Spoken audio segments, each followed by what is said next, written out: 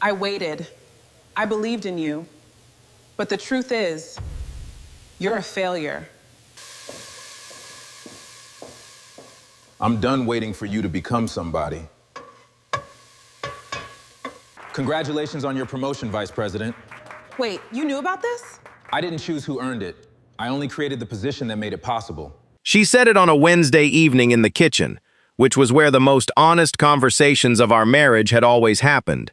Not by design, but by the particular chemistry of that room, the ordinariness of it, the absence of the social performance that accompanied every other space in our lives.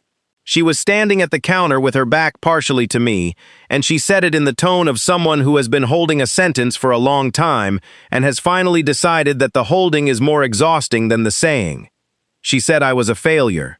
She said it clearly and without cruelty, which was almost worse than cruelty would have been, because cruelty can be attributed to emotion and dismissed accordingly.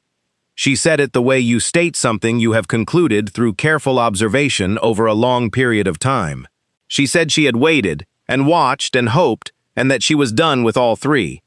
Then she picked up her phone from the counter and walked upstairs, and I stood in the kitchen with the dinner I had been making going quietly wrong on the stove, and the words settling into the room like sediment. What Diane did not know, standing at that counter with her conclusion, and her phone, and her carefully maintained composure, was that the promotion she had received 6 weeks earlier, the one that had moved her from senior strategist to vice president of brand development at Elara Communications, the one she had celebrated with her colleagues at the rooftop bar while I stayed home because she said she needed the evening to be with people who understood what the achievement meant, had been made possible by a restructuring of Elara's ownership that I had authorized from behind 3 layers of corporate structure she had never thought to look behind. She did not know that I had signed the documents that created the position she now occupied. She did not know that the man she had just called a failure was the reason the opportunity had existed at all. And I had not told her, which was its own kind of failure, the kind that is harder to account for because it is made of omission rather than action, and omission is always easier to justify to yourself than to anyone who might one day need to understand it. The beginning of anything is always further back than you think it is when you are standing in the middle of the consequences. I need to go back 10 years, to a version of myself that was less practiced at silence and more uncertain about what the silence was for. I had built the first iteration of what would become Meridian Holdings before I was 30.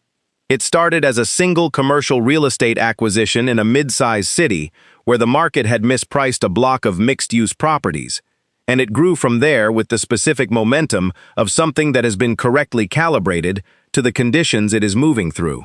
By 34, I had a diversified holding structure with assets across real estate, media, and a small portfolio of early-stage technology companies.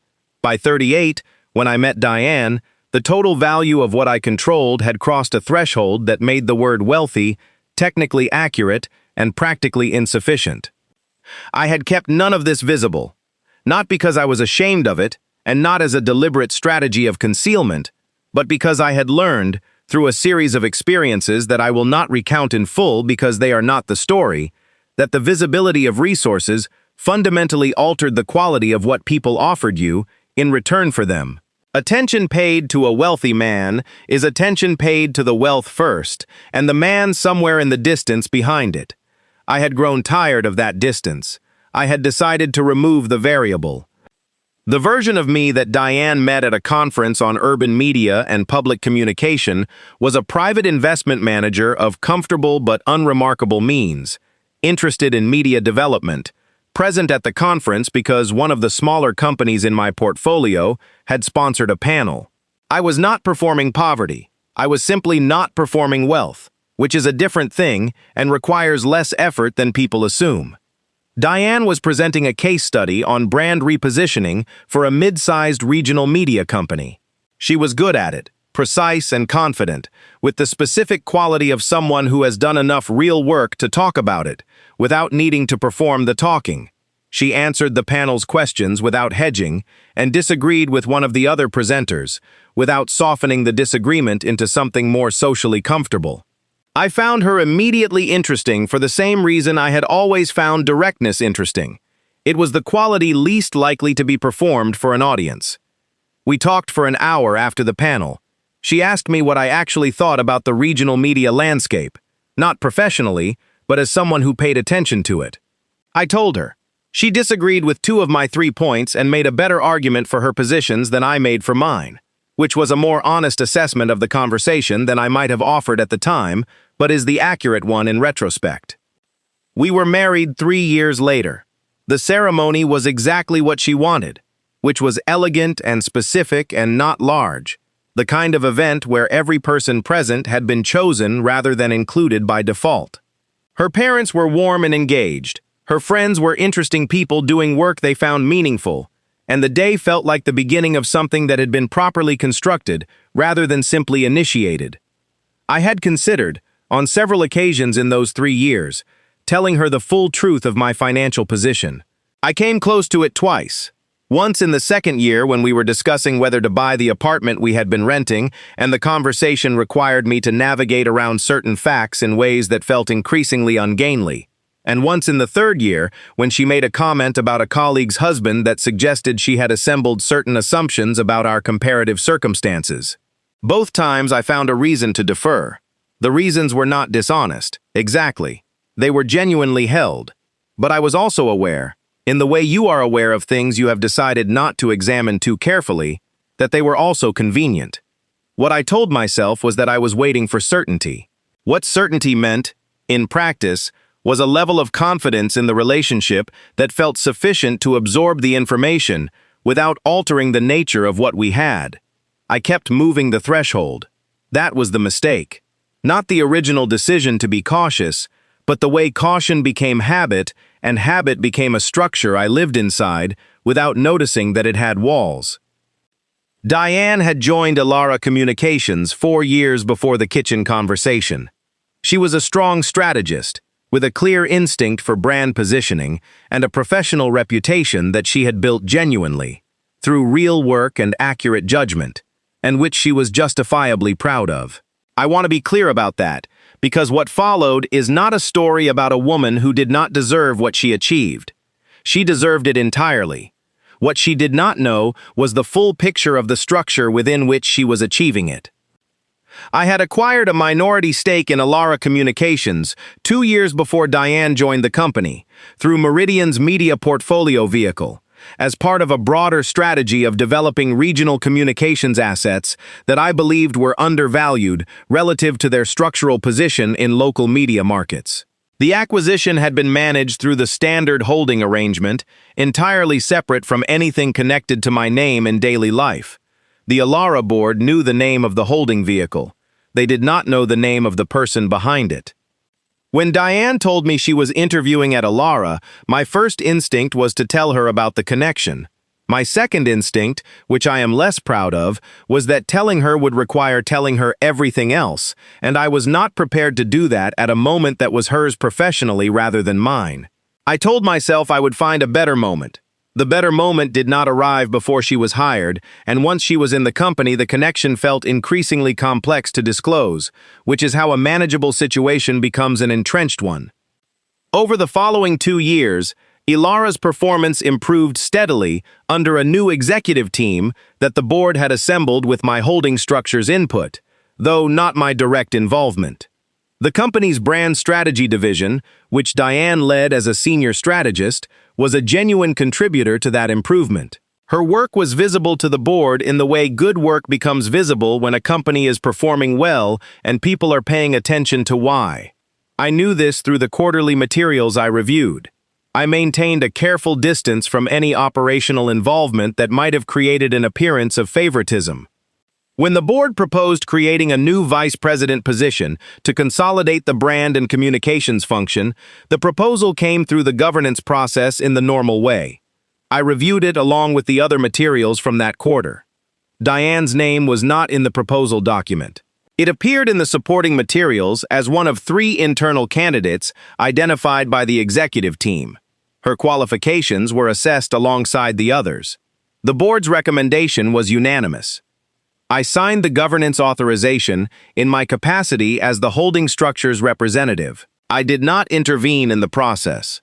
I did not influence the selection.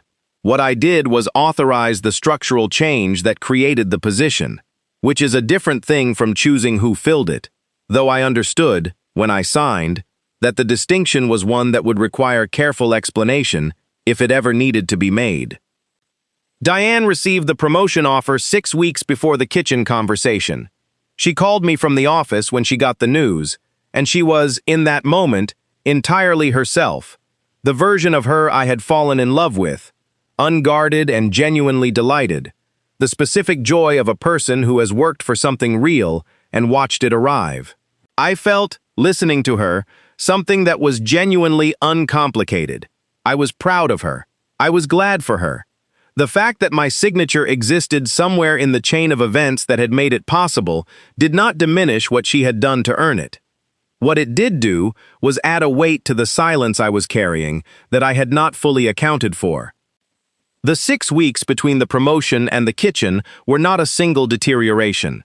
They were a series of small ones, the kind that individually are easy to explain and collectively become something harder to manage. Diane's new role came with a new set of professional relationships and a new level of visibility within Alara's leadership structure. She attended dinners and events that were not previously part of her professional life. She came home energized in a way that was genuine and good, and she talked about the work with the specific enthusiasm of someone operating at the level they had been aiming for. I listened and I asked questions, and I was present in the way I had always tried to be present, and for the first 3 weeks this was sufficient. Then something shifted, not in her enthusiasm, but in its direction. The conversations about work began to include, with increasing frequency, comparisons. The executive director of strategy and his background, the CEO's previous exits, the investors in the company's ownership structure and what their involvement implied about the company's trajectory. These were not hostile comparisons. They were the natural conversational territory of someone newly embedded in a professional world where everyone was assessing the landscape and calibrating their position within it. I appeared in these conversations as a reference point, my work, my professional profile, what I was building and at what pace. And I gradually understood, as something that did not fit the scale of the world she was now moving through. Not explicitly, not with aggression, but in the specific way that things can be present in a conversation without being said, as an absence, a missing quantity, a subtraction from the picture she was assembling of where she was and where she was headed. I did not address it directly. I told myself the adjustment period was normal, that embedding in a new professional context always produced a temporary recalibration of perspective, that it would settle. I was right that it was normal and wrong that it would settle on its own, because some recalibrations require a conversation to interrupt them, and I was not having the conversation. The Wednesday dinner was not a sudden event. It was the arrival point of a trajectory that had been building for weeks, and which I had watched with the particular helplessness of someone who can see where something is going and cannot find the point at which to interrupt it without revealing everything they have been keeping to themselves. She stood at the counter, and she said I was a failure, and she walked upstairs, and I stood in the kitchen and understood, with complete and sudden clarity, that the silence had finally cost more than it had protected. I called Marcus Webb that evening from the study, after the dinner had been dealt with and the house had gone quiet. Marcus had been my primary attorney at Meridian Holdings for 8 years, and he had the quality I relied on most in that role, a complete absence of surprise at anything I told him. I told him I needed to discuss the Alara Communications holding and certain personal circumstances that had become relevant to it. He said he would make himself available the following morning. We met at his office at 8. I gave him the full picture, the timeline of the acquisition, the governance authorization I had signed, Diane's position within the company, the conversation that had happened the previous evening. I told him I needed to understand my obligations, both legal and ethical, with precision, before I decided how to proceed. Marcus reviewed the documentation I had brought with me and then sat back in his chair and was quiet for a moment, in the way he was always quiet before he said something that mattered. He said the legal position was clear. There was no conflict of interest in the governance authorization I had signed because the selection process had been conducted independently and the authorization had been structural rather than specific. He said the disclosure question was separate from the legal question and was mine to resolve. He said he would support whatever I decided to do with it. Then he said one more thing. He said that in his experience, the conversations people delayed because they were waiting for the right moment almost always became harder the longer the delay continued, and that right moments were in his observation primarily retrospective, identified after the fact as the moment before everything became more complicated. I told him I was aware of that. He said he knew I was aware of it, and that was why he was saying it anyway. I drove back to the house that morning, with the specific quality of attention that comes when you have finished the period of assessment and are moving into the period of action. I knew what needed to happen. I had known for longer than I had been willing to act on. What the previous evening had done was remove the last of the reasons to postpone. Diane was working from home that day. She was at her desk in the study when I came in, and she looked up with the careful, neutral expression of someone who has said a thing the previous evening and is not certain how the morning relates to it. I asked her if she had an hour. She looked at me for a moment and then closed her laptop. We sat in the living room, and I told her everything. Not as a defense, not as a revelation designed to reframe the previous evening, not as an answer to the word failure, as a truth that I should have offered much earlier and had kept for reasons that were understandable but insufficient, and which I was no longer willing to maintain at the cost of what they were now clearly costing. I told her about Meridian Holdings and its structure and its scope. I told her the number, directly and without euphemism. I told her about the Alara acquisition and the timeline and the governance authorization and precisely where my signature existed in the chain of events connected to her promotion. I told her that her work had earned the position and that my involvement had been structural and entirely separate from the selection, and that this distinction mattered to me and that I wanted her to understand it fully. I told her that I had kept all of this invisible because I had needed to know what I was receiving before I revealed what I was offering, and that the need had been genuine, but the execution had gone on too long and had created a silence that had been unfair to her and to the marriage. I told her I was sorry, not for who I was or for what I had built, for the space the silence had made available for last night to happen in. She sat with all of it for a long time. The expression on her face moved through several things in sequence, and I watched each of them without trying to manage any of them, because she was entitled to the full unmanaged reaction, and I was not going to take that from her by trying to shape it. The first thing was something I recognized as the specific disorientation of having a familiar landscape revealed as something different from what you had been seeing. Not a small thing. The ground shifting in a way that requires a complete remapping of what you thought you understood. The second was something more personal and harder to watch. She said, quietly, that she had sat at that counter and said what she said to a man she had completely misread, and that the misreading had been assisted by a silence she had not known was there, and that both of those things were true at the same time, and she was not certain how to hold them simultaneously. I told her she did not have to hold them simultaneously right away. I told her she could take whatever time she needed to understand it in whatever order made sense to her. She looked at me for a long moment. Then she said that the thing she could not move past immediately was not the money or the holding company or the governance authorization. It was the fact that she had been, however unintentionally, building a story about who I was from incomplete information, and that the story had been wrong, and that she had said the words she said at the counter to a person who did not exist. I told her the person she had said it to was real. He was standing in a kitchen watching his dinner go wrong. The rest of it was also real, but it did not make the kitchen less real. She was quiet again. Then she said that was either the most useful thing I had ever said or the most convenient, and she was not yet sure which. I told her I hoped she would eventually conclude it was the former. The weeks that followed were not simple. I want to be honest about that, because simplicity at this point in the telling would be a form of dishonesty, and the story does not deserve that. Diane and I had a marriage that had been built on a foundation, with a significant omission in it, and omissions do not disappear when they are named. They become visible, and then they require work, and the work is neither quick nor guaranteed. What we had in our favor was that the foundation beneath the omission was genuine. The reasons she had married me were real. The person she had spent 8 years building a life with was the person she had thought he was in every way except the one. That exception was large, and we did not pretend it was small, but it was also singular, which mattered. She asked me questions across those weeks with the directness that had always been one of her most reliable qualities.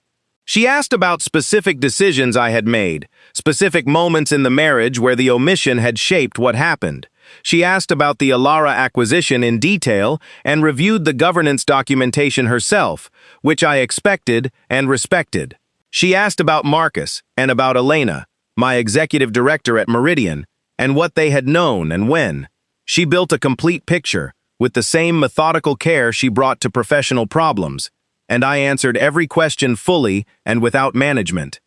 What she concluded, after several weeks of this, was that the omission had been wrong and that the reasons for it had been understandable, and that understandable wrong things were the most difficult category because they could not be dismissed and could not be entirely forgiven through the simple mechanism of understanding them. They required something more active. She said she was willing to do the more active thing. She said she needed me to understand that doing it required me to be done with the arrangement permanently, not just disclosed but actually finished with the underlying impulse to protect myself through strategic invisibility. I told her she was right. I told her I had understood that from the moment I decided to tell her, and that the understanding was not conditional on what she decided to do with it. She looked at me in the specific way she had looked at me at the conference when I had told her my honest assessment of the regional media landscape, with the attention of someone who is deciding whether what they are hearing is the real version or the presentable version. Then she said she believed me. The professional resolutions proceeded with the methodical pace of properly managed processes. The Alara Communications Board was informed of the full identity of the holding structure's principal at a governance meeting 3 months after the kitchen conversation. This was a disclosure that Marcus had advised was not legally required, but which I had determined was appropriate given the circumstances. The board received it without significant disruption, as boards generally receive information that clarifies rather than alters the underlying commercial reality. Diane disclosed her connection to the holding structure to Alara's executive team through a formal recusal notice drafted by an independent attorney.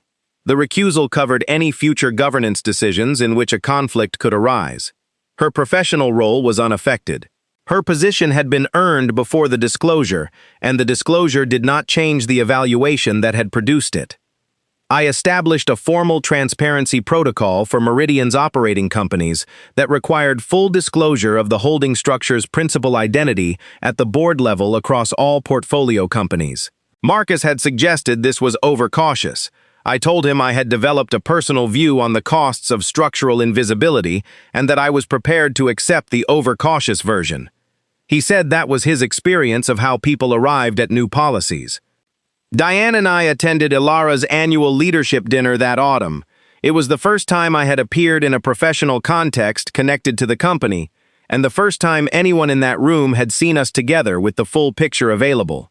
I wore the same kind of unremarkable suit I had always worn in professional settings, because I had no interest in performing anything in either direction, and Diane wore a dress the color of deep water and spent the evening being exactly the professional she had always been, which was the most honest thing either of us could have offered the room. At one point during the dinner, she turned to me in the middle of a conversation and said something quiet that was not intended for the table. She said she had been thinking about the conference where we met, and about the argument she had won against my 2 out of 3 points, and about the fact that she had been right both times. I told her she had been right once. The second point was still contested. She said it was not contested, it was concluded, and that I should update my position. I told her I would take it under advisement.